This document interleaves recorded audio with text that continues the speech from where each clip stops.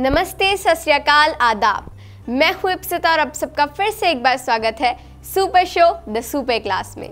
Super class यानी वो class जिसमें ऐसी पर्सनालिटीज़ आती हैं जो कि हमारे देश की इकोनॉमी में एक इम्पॉर्टेंट रोल अदा करती हैं। आप हमारे शोज़ में ऐसी ही बहुत सी पर्सनालिटीज़ से मिले और आज भी हम आपके लिए एक नए गेस्ट को लेकर आए हैं।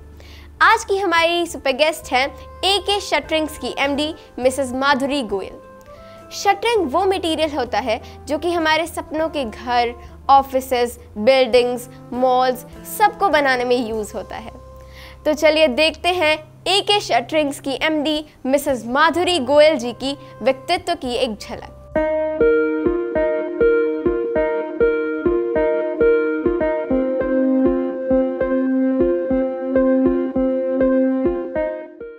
एक देश हमेशा ही महिलाओं से सशक्त बनता है।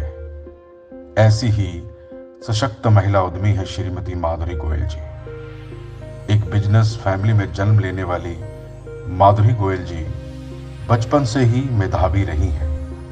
उन्होंने अपनी पढ़ाई के साथ ही पिताजी से बिजनेस की बारीकियों को भी सीखा। माधुरी गोयल जी ने बीटेक किया और बीटेक करने के बाद कुछ समय तक जॉब करती रही। पिता अश्विनी गोयल की मृत्यु के बाद उन्होंने अपनी मां के साथ मिलकर पिता का शटरिंग का कारोबार संभाला। जिस समय आप बिजनेस में आए उस समय लोगों ने कहा कि ये शटरिंग का बिजनेस महिलाओं के बस का नहीं है, पर निडर, निर्भीक और साहसी माधुरी ने अपनी मां के साथ जब कारोबार को देखना शुरू किया तो उन्होंने सफलता की सीढ़ियां चढ़नी शुरू कर दी।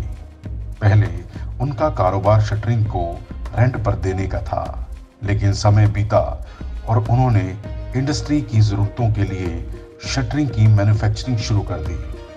उनकी मधुरभाषी शैली ने यहाँ भी उनकी सफलता की कहानी लिखनी शुरू कर दी। माधुरी गोयल ने महिलाओं के उत्थान के लिए अपनी इंडस्ट्री के लिए ग्रामीण महिलाओं को ही स्किल्ड बनाने की योजना बनाई और उसमें वो कामयाब भी रहीं। अब उनकी इंडस्ट्री में करीब 10 महिलाएं वेल्डिंग, कटिंग के साथ कई अन्य काम भी करती हैं। श्रीमती माधुरी गोयल जी को उनकी कामयाबी के लिए हार्दिक हार्दिक बधाई। सो प्लीज वेलकम AK शटरिंग्स की MD मिसेस माधुरी गोयल। तो चलिए बैठते हैं और कहते हैं उनसे कुछ मजेदार बातें। मैम, आपका बहुत बहुत स्वागत है हमारे super show the super class में। थैंक्स इप्सिता, मुझे यहाँ बुलाने के लिए। थैंक यू मैम, आप आई, बहुत अच्छा लगा और मैं आपसे ढेर सारी बातें करना चाहती हूँ, पर क्योंकि आप एक वुमेन एंटरप्रेन्योर हैं तो सबसे पहले मैं चाहूँगी कि आप हमारे दर्शकों को एक बार शटरिंग के बिजनेस और शटरिंग्स के बारे में थोड़ा बता दें। बिल्कुल इप्सिता, मैं बताना चाहूँगी जैसे जो शटरिंग का बिज़नेस है वो जब भी जहाँ पे नई कंस्ट्रक्शन होती है या फिर कोई साइट बन रही है, जब बिल्डिंग हो गई, रोड्स हो गई या एक्सप्रेसवेज हो गए या फिर रेलवे ट्रैक्स हो गया, तो वहाँ पे हमेशा इस तरह के मटेरियल की डिमांड रहती है, रेंटल बेसिस पे भी और मैन्युफैक्चरिंग लाइक सेल बेसिस पे भी। तो हमारे पास हर तरह के क्लाइंट्स आते हैं जो कि चाहे हिमाचल से हों, चाहे राजस्थान से हों, चाहे दिल्ली से हों, तो हम अपने डिफरेंट क्लाइंट्स की डिफरेंट डिमांड्स पूरी करने में मदद करते हैं। ओके, तो मतलब ये बेसिकली इंफ्रास्ट्रक्चर में ज़्यादा यूज़ होता है। हाँ जी, आप कह लो कि एक तरह से ये हमारा आप कह सकते हैं कि योगदान है कि हम अपने नेशन को एक अच्छा नेशन बिल्डअप करना चाहते हैं फ्यूचर में, और इंफ्रास्ट्रक्चर में जितनी बढ़ोतरी होगी उतना हमारा जो देश है वो अच्छा रिप्रेजेंट होता है। बिल्कुल मैम, आप कर रही हैं योगदान। हाँ जी मैम, ये जो शटरिंग का बिजनेस होता है ये पूरा दबंगई का बिजनेस होता है और इसमें मेल डोमिनेशन ज़्यादा होता है। राइट। तो आप इसमें कैसे आ गई? मैं इसमें एक्चुअली ये मेरा पेरेंटल बिजनेस है, ये मेरे फादर करते थे, उनकी 30 साल पुरानी फर्म थी। तो फर्म थी भी नहीं, फर्म है एक्चुअली, एंड वो बीच में 2016 की बात है जब वो एक्सपायर हो गए। Then all of a sudden I have one choice, either I can run this business, I can either I can stop this business. So I have selected to run the business and me and my mother we were both working together even now, and हम try करते हैं कि हम जितनी अच्छी parties हैं, अच्छी companies हैं, जैसे L&T होगी, ओप्पो होगी, वीवो होगी या जोमेटो, स्विगी, उस तरह की कंपनीज़ के साथ आगे काम कर सकें। और उनके साथ हम टाइप्स करते हैं, हमारे वेंडर्स हैं जो कि हमें उनके डिफरेंट साइट्स के काम ला के देते हैं और हम उन्हें जो मटेरियल है आइदर वो ख़रीदना चाहते हैं, आइदर वो रेंटल लेना चाहते हैं, हम दोनों तरह की सर्विस प्रोवाइड करते रहते हैं। आप कस्टमाइजेशन पे ज़्यादा ध्यान देते हैं बिकॉज कस्टमर? बिल्कुल, कस्टमाइजेशन भी एक प्रोसेस है। सपोज़ किसी की डिमांड है कि मैम मुझे इस तरह नहीं, मैं आपको ड्राइंग शेयर करता हूँ, मुझे इस तरह का मटेरियल बना के दे दीजिए, तो हम उनको उस तरह का मटेरियल भी बना के देते हैं। हमारा पर्पस रहता है कि हम अपने क्लाइंट को पूरा टोटली सेटिस्फेक्शन दें, उन्हें कभी ऐसा ना लगे कि मटेरियल में कोई क्वालिटी में कॉम्प्रोमाइज़ करा गया है या फिर मटेरियल की जो मेकिंग है वो अच्छी तरह से नहीं करी गई है। वी बिलीव कि customer satisfaction is the most important step in the business. बिल्कुल मैम, कस्टमर तो भगवान होता है। हाँ जी। आप जो शटरिंग मैन्युफैक्चर करते हैं उसमें ऐसी कौन सी अच्छी क्वालिटी होती है, मतलब ऐसी कौन सी यूनिक क्वालिटी होती है जो कि दूसरे शटरिंग से उसको अलग बनाती है और कस्टमर्स को अट्रैक्ट करती है? बेसिकली मैं ऐसा तो नहीं कहूँगी कि हम कुछ डिफरेंट करते हैं, बस ये है कि हम कभी क्वालिटी में कॉम्प्रोमाइज़ नहीं करते और हमारा परफेक्शन रहता है कि हम 0 एरर दें। So we work and we analyse it in a site only कि हम जो चीज़ बना रहे हैं उसमें एरर ना हो, उसको जो क्लाइंट ने मांगा है, जिस प्रिसीजन में मांगा है, उस प्रिसीजन में वो माल बने। तो हमारा मेन इंटेंशन रहता है कि क्वालिटी के साथ साथ उसकी जो फैब्रिकेशन करके जो उसका लास्ट में आउटकम आना चाहिए, जिस तरह की डायमेंशन बोली गई है उस पर्टिकुलर डायमेंशन में वो मैच करना चाहिए। मैम, बीटेक करने के बाद आपने एक जॉब की थी, वो आपकी फर्स्ट जॉब थी, राइट? तो उसका एक्सपीरियंस कैसा रहा? It was a good experience for me because मैंने पहले कभी किसी के नीचे काम नहीं करा और जब आप किसी के नीचे काम करते हो तो आपको टाइम की, पैसे की और अपनी फैमिली की वैल्यू रियलाइज़ होती है एंड यू रियलाइज़ दैट आपको भगवान ने काफ़ी कुछ दिया हुआ है। आपके पास ये नहीं है कि आपके पास सिर्फ शुरुआत ही करने को कुछ नहीं है, लाइक आप कुछ नया शुरू करना चाहते हो और आपको पता नहीं है। I have a business of 30 years old, so that's being you can say a good benefit for me as well because एक जो मेरे फादर का जो काम है उन्होंने पहले ही वो मार्केट बनाई हुई है और आज भी उनके नाम के काफ़ी कॉल्स आते हैं कि क्या वो हैं अवेलेबल, हमें माल चाहिए।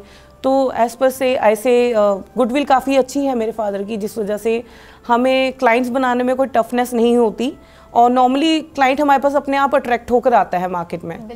हमने बीच में एक RCB का प्रोजेक्ट भी करा था जिसमें हमने पटियाला के स्टेडियम में उन्हें स्कैफोल्डिंग बना के वहाँ प्लेटफॉर्म बना के दिया था ताकि उनका जो पर्टिकुलर शूट है जो वो बॉलिंग्स वालों के लेते हैं वो शूट कैप्चर हो सके properly.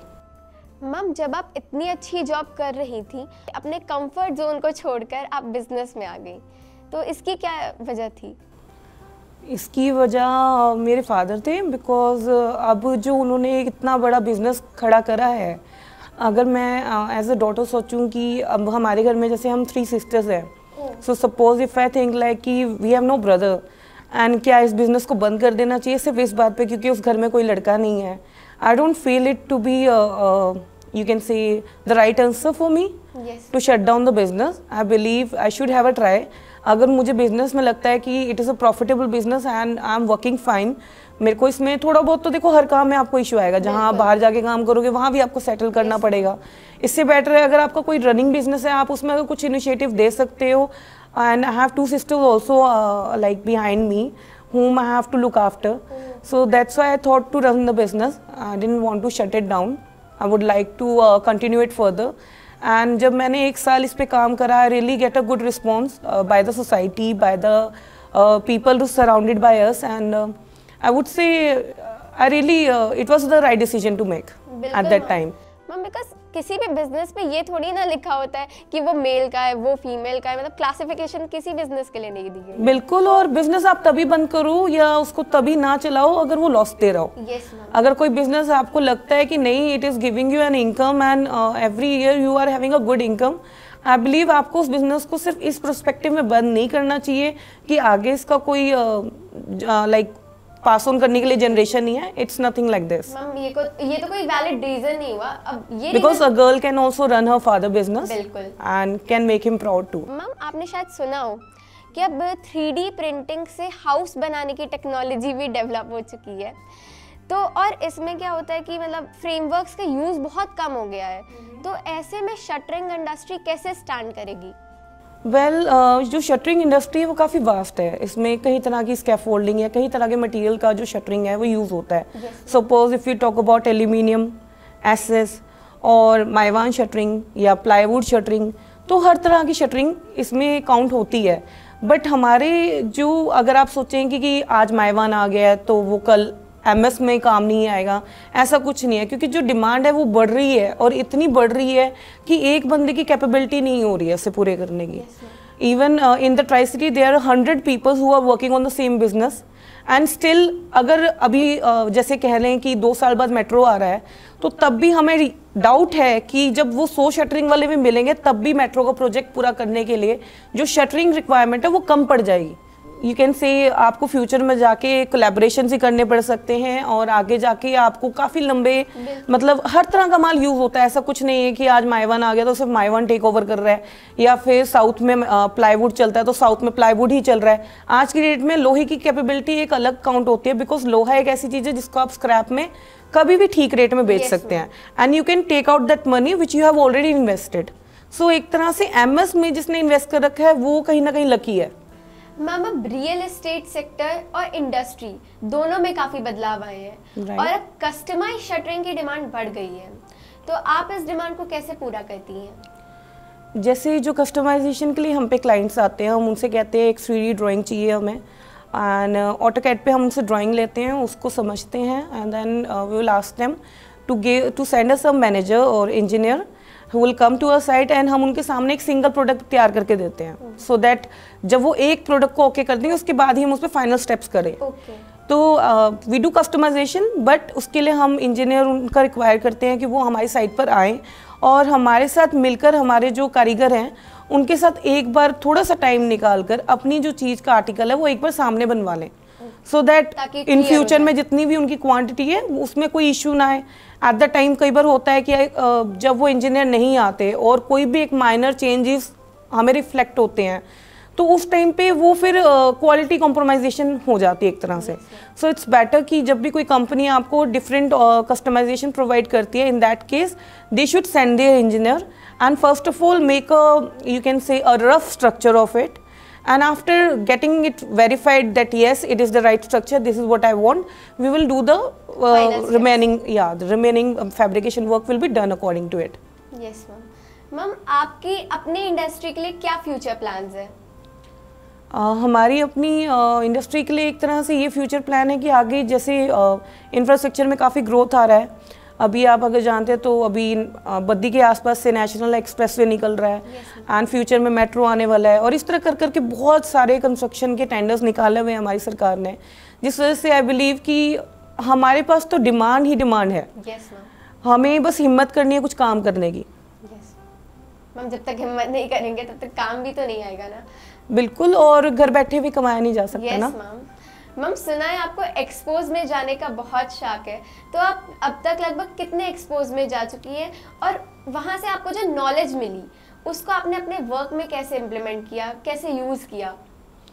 Okay, I have been to expose from last 2-3 years and जब भी मैं किसी एक्सपो में जाती थी मैं वहाँ से उनसे मिलती भी थी, उनके प्रोडक्ट्स को देखती थी, उनके प्रोडक्ट्स को समझती थी और ये सोचा करती थी कि ये एक्सपो क्यों करते हैं, either they are wasting their money और they are actually representing themselves. So this year only in fab we have done an expo in Chandigarh and I have realise कि नहीं, मार्केट में काफ़ी डिमांड रहती है एंड आपको ना अपने आप को आउट ऑफ द जोन से बाहर लेकर आना पड़ता है, बिकॉज अगर आप वो कुछ डिफरेंट नहीं कर रहे हो तो आप किसी तरह भी मार्केट में रिकॉग्नाइजेबल नहीं हो।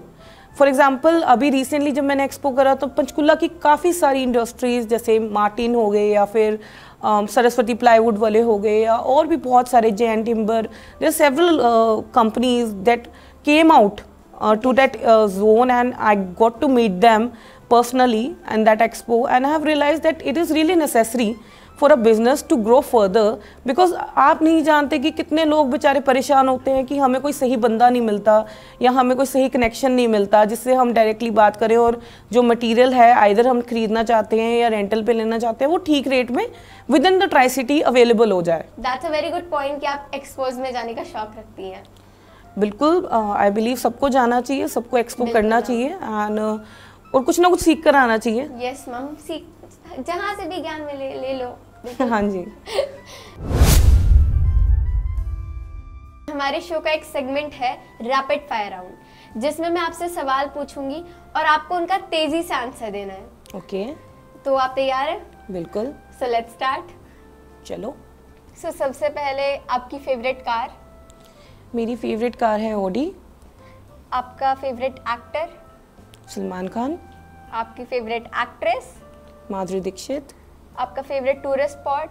हिमाचल। आपका फेवरेट फूड? हलवा पूरी। आपका favourite family member?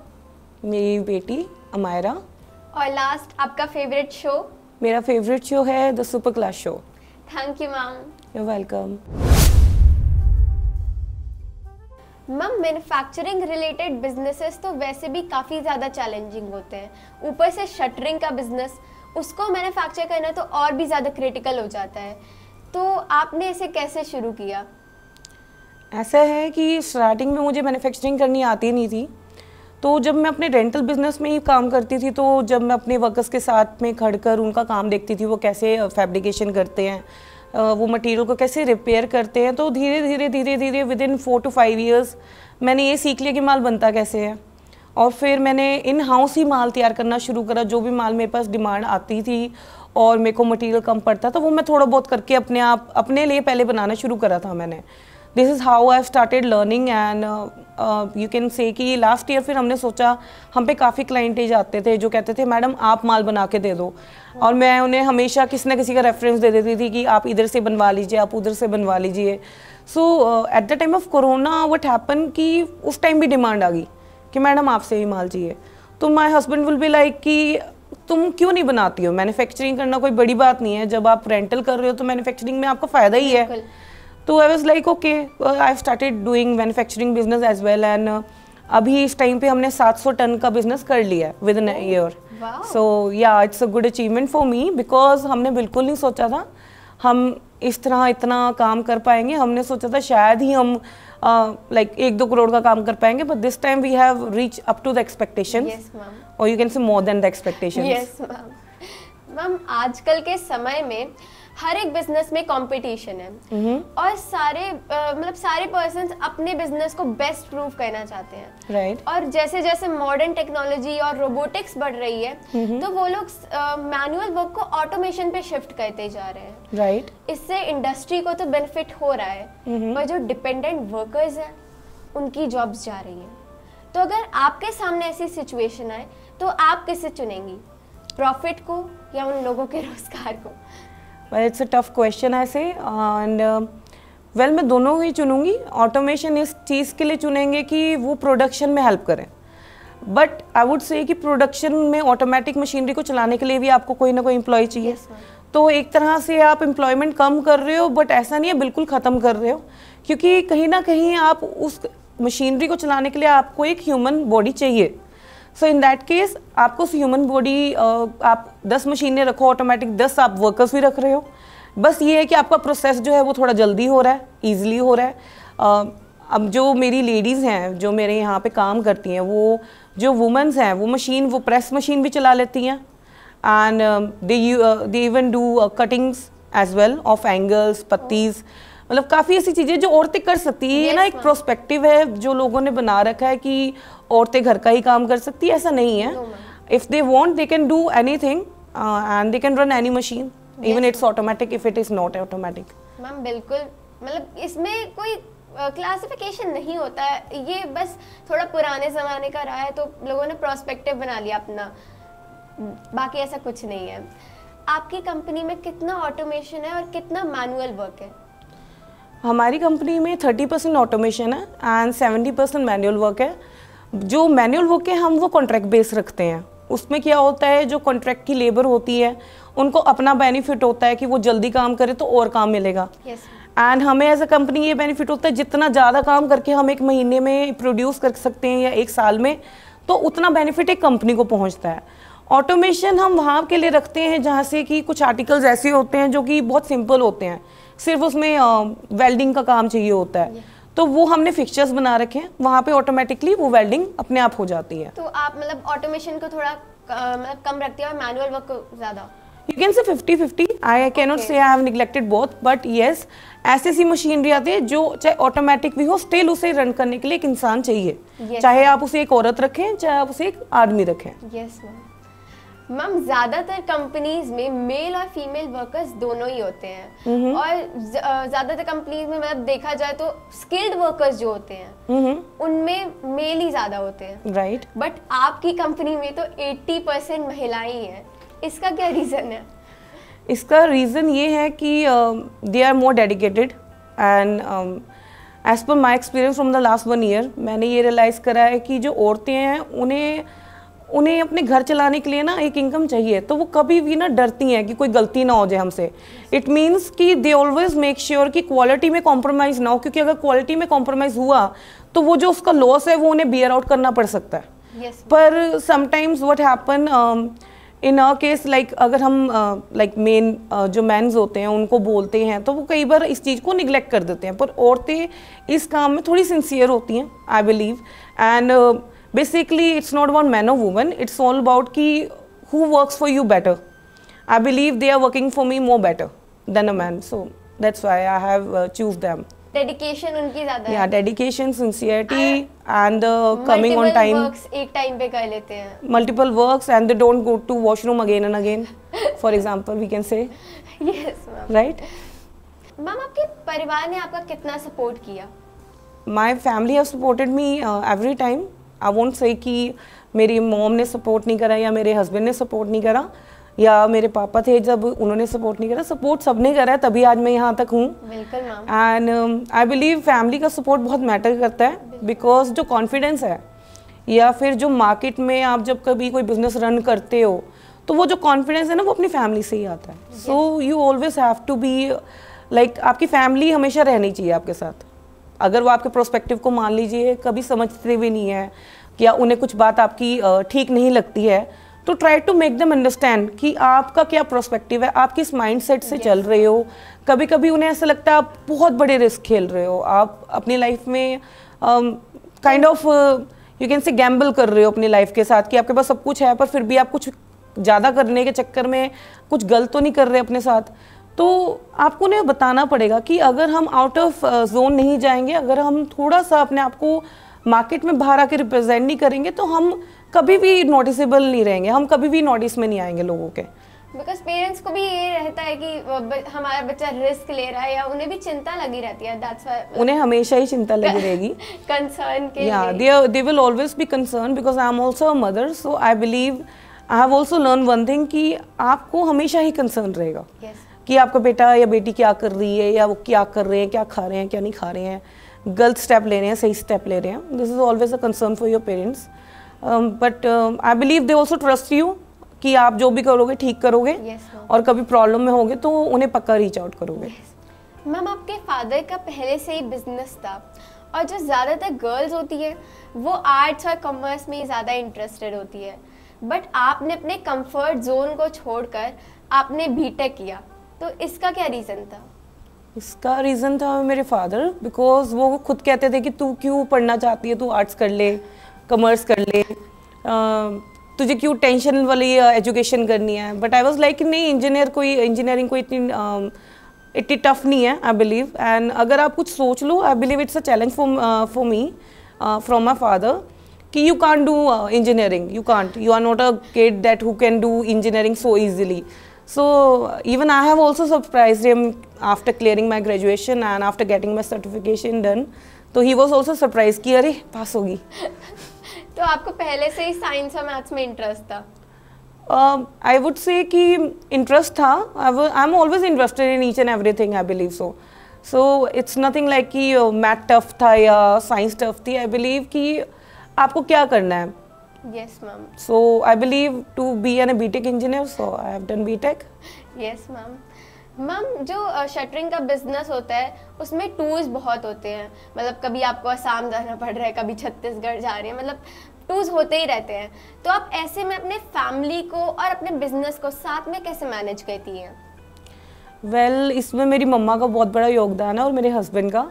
Suppose if I have to go to any other tour like in Himachal or any other place either in India or either somewhere else, तो हमारा ये रहता है कि जैसे मम्मा लुक आफ्टर कर लेते हैं बिजनेस को, बाकी मेरे मैनेजर्स हैं and we have cameras, so I can monitor them any time even on my phone, and my mom also do the same thing with them. And you can see tourism में एक हमें time मिल जाता है as a family, एक दूसरे को भी थोड़ा टाइम देने का. एंड सेकेंडली जब हम साइट पे जाते हैं तो जो हमारा प्रोसेस होता है उसको हम कंप्लीट करते हैं. आइदर इट्स अ रिकवरी और either you are going for some kind of a dispute, कि आप वहाँ पे कुछ रिजॉल्व करने जा रहे हैं कोई डिस्प्यूट. तो इस तरह की एक्टिविटीज़ रहती हैं जो एज अ साइट पर हमारी रहती है नॉर्मली. तो फैमिली टाइम के लिए तो आपने टाइम निकाल लिया, अपने लिए me time? There is no me time because after joining the business you won't get a me time, but still I can say whenever I get a chance I'll do a cheat day. Recovery में मान लीजिए कि आपके पैसे फंस गए कहीं, तो आप उसको मैनेज कैसे करती है? बिकॉज उसमें तो बहुत प्रॉब्लम्स आती होंगी. बिल्कुल प्रॉब्लम्स आती हैं, कभी कभी 4-5 साल लग जाते हैं एंड कभी कभी रिकवरी भी नहीं हो पाती है. सो हम ये प्रेफर करते हैं कि पहले तो अपने मटेरियल को रिकवर करें. हमारी फर्स्ट प्रेफरेंस होती है जो हमने पार्टी को मटेरियल दिया है पहले उसकी रिकवरी करी जाए. उसके बाद हमारा सेकंड प्रोस्पेक्टिव होता है कि अब जो पार्टी से पेंडिंग अमाउंट है क्या वो आपसी म्यूचुअल सेटलमेंट में सेटल करना चाहते हैं या फिर they want to go legal. So we do both things. And thirdly आजकल जो हमारे आपके लीजिए सरकार में जो योजनाएं आ रही हैं जिसमें जैसे कि जो आपके MSME का एज अ कंपनी में होने का फ़ायदा है, या फिर जो आप आउटस्टैंडिंग किसी अगर पार्टी के आप दिखाते हैं ऑनलाइन कि GST पोर्टल में कोई पार्टी है जिसकी तरफ आपने 10 लाख या 20 लाख दिखा रखा है, तो वो पार्टी आगे सरकारी टेंडर्स नहीं ले पाती. उनसे कहा जाता है कि या तो अपने पहले जाके डेबिट्स क्लियर कर आओ, या फिर इसके हमें एक तरह से वॉल्चर्स ला के दो कि party have receive this amount. So आजकल मैं कहूँगी कि कहीं ना कहीं पहले हमें बहुत ज़्यादा तंगी आती थी, पर अभी कुछ सालों से जब से GST एप्लीकेबल हुआ है, MSME या फिर जो जो एक तरह से सरकार कर रही है उस चीज़ों से हम जैसी कंपनीज़ को हेल्प मिलती है, क्योंकि कहीं ना कहीं वो अपनी एक प्रोफाइल, दूसरी कंपनीज़ क्या करती है अपनी प्रोफाइल ठीक करने के चक्कर में ही उन्हें हमारे पैसे देने पड़ते हैं. तो ये भी मतलब लीगल भी चले जाओ, आप खुद जाके मटेरियल रिकवर कराओ. थर्डली अगर कोई बंदा आपको पैसे नहीं था तो 2-3 साल बाद उसे सरकार की वजह से आके पैसे देने पड़ते हैं. ओके. तो मैम जैसा कि आपने बताया कि लाइक गवर्नमेंट भी बहुत सारे लॉज ला रही है, बहुत सारी योजनाएं ला रही है. हाँ तो और कौन कौन से लॉज है या फिर योजनाएं हैं जो आपकी कंपनी को बेनिफिट कर रहे हैं? आई वुड से कि जैसे कि MSME में एक योजना है, अगर आप MSME कंपनी हैं और कोई बंदा आपको विदिन 15 डेज में पेमेंट नहीं करता तो आप वहाँ पे जाके उसका चेक लगा सकते हैं अपने अकाउंट में, और विदिन 15 डेज उससे सारी पेमेंट करनी पड़ती है. जबकि जब पहले केसेस होते थे वो एज आई सेड बिफोर कि 2-3 साल लग जाते हैं, 4-5 साल लग जाते हैं, तो उसके बाद भी कोई रिस्पॉन्स नहीं आता. पर आज की डेट में जो MSME के लॉज हैं वो काफ़ी स्ट्रिक्ट हैं, जिस वजह से जो कंपनी है या कोई भी पर्सन है वो आपको सोच समझ के तंग कर सकता, मतलब वो यूजली आपको तंग नहीं कर सकता. ओके. और भी मतलब कोई लॉज? ऐसा MSME की सब्सिडीज़ बहुत सारी हैं. तो जैसे अगर आप एक्सपो करते हैं तो आपको MSME उस सब्सिडी के तहत आपका जितना एक्सपो में पैसा लगा तो सारा रिफंड करती है. So you get the full refund. So अगर कोई भी बंदा सोच रहा है कि मैं एक्सपो में इन्वेस्ट कर रहा हूँ एंड मुझे पता नहीं वहाँ से क्लाइंटेज आए ना आए या बेनिफिट हो ना हो, सो डोंट वरी, आप वो रिफंड सरकारी से योजना से जिनके थ्रू आप एग्जीबिशन कर रहे हैं उनको आप अपना MSME का सर्टिफिकेट देंगे एंड बिल्स देंगे जो आपने खर्चा करा है उसका, एंड आपको सारा रिफंड मिल जाता है. With in 6 months you get the refund in your account. तो सरकारी योजनाएं काफ़ी हेल्पफुल हैं I believe. Yes ma'am.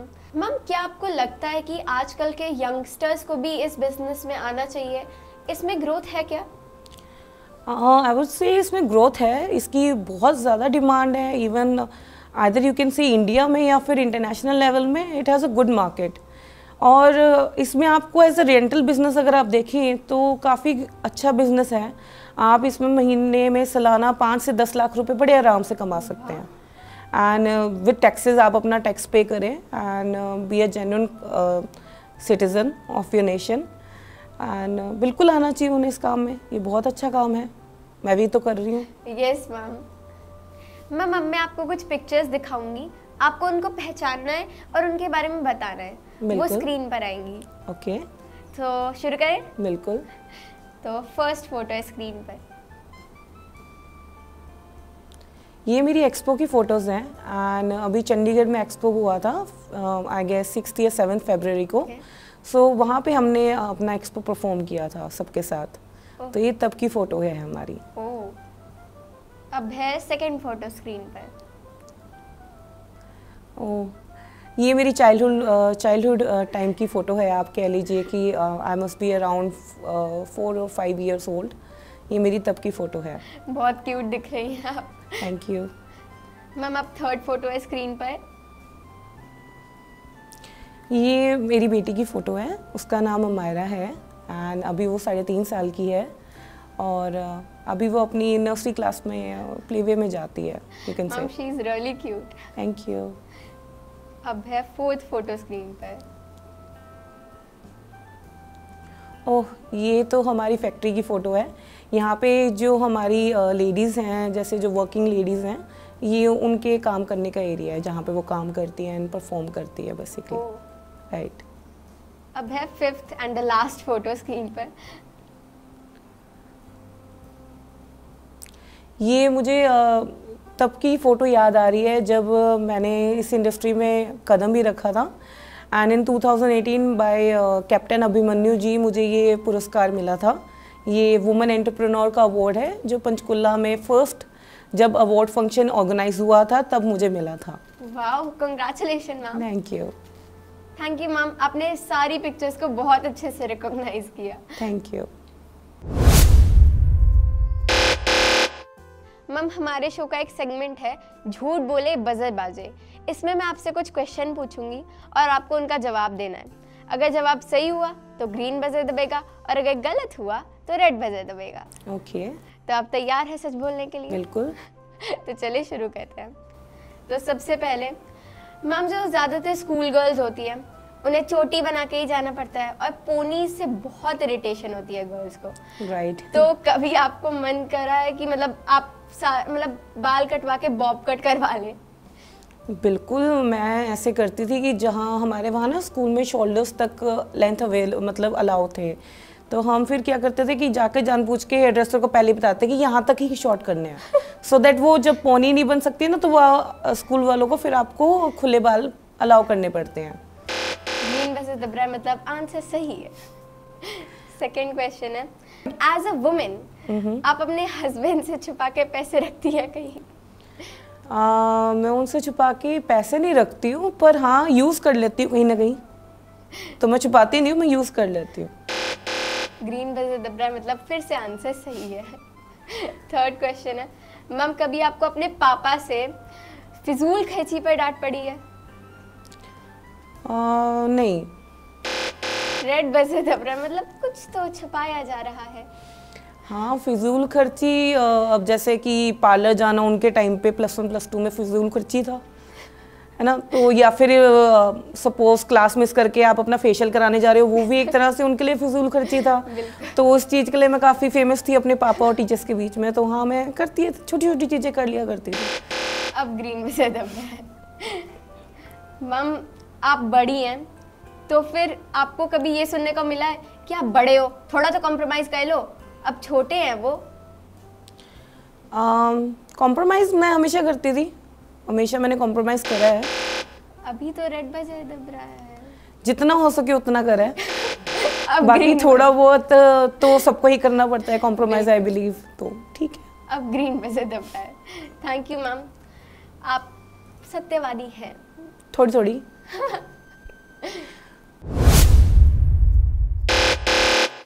Ma'am आपसे बातें करके बहुत अच्छा लगा।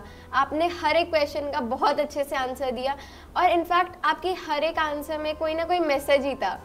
बट लास्ट में आप वुमेन एंटरप्रेन्योर को क्या संदेश देना चाहेंगी?